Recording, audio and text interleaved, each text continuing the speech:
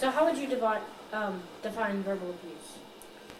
Anytime that people use words to make another person feel bad about themselves would be abusive. What are some examples of verbal abuse? Oh, things you hear like, oh, you're stupid, or you really don't know what you're doing. Or things like, boy, you're fat, or you're not very smart. Or even things like, you made that happen. Assigning blame. So why do why do people verbally abuse children at sporting events? I think more and more people feel free to actually yell out abusive language at sporting events because nobody's going to call them on it.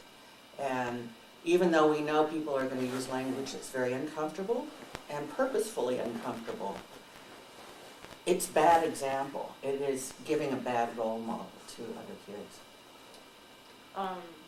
What precautions should a child take should someone begin to verbally abuse them at a child's sporting event?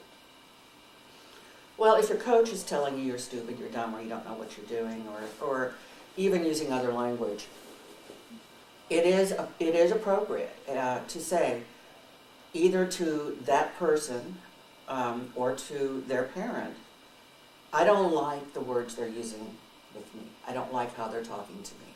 I don't like how you're talking to me. It's a very positive and a very powerful statement. Mm-hmm. What are some ideas for avoiding such occurrences?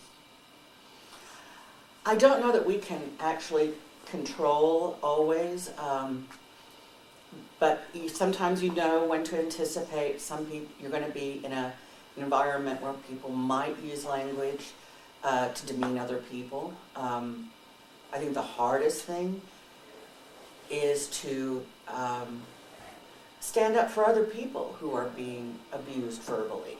And that can sort of set the tone within a group to avoid further abuse. What if the violence escalates? Well, it depends on if you're the point of the abuse or if you're watching it. You can say, no, I don't appreciate that language, or let's not talk to each other this way. Get away and tell someone about it. What should a child do if the parents are the abusers? Again, you've got to keep telling someone till they believe you. And we have to tell children that it's okay to talk. It is not okay to keep secrets. If you're being hurt by words that a parent gives you, then you need to tell someone and understand that you don't deserve to be spoken to in that way. How can verbal abuse affect a child's life? Oh, it certainly can affect their confidence, their willingness to work with other people, all the way down. It affects their academics, it affects the kind of work they do and how they learn to work with other people. So it can be a very powerful, lifelong effect if it's very, very negative. And it can be very positive if it's very, very positive. If a child can be verbally abused, what can he or she do to overcome this abuse? To overcome it, you have to recognize that something bad has happened and that you have been a victim. And a victim is when you do not control a situation or you've lost control of the situation.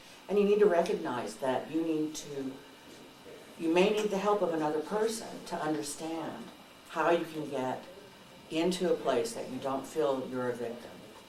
So a counselor at school, a therapist, even making sure that you participate in other activities where people really reflect a better sense of who you are back to you. Okay. That's all.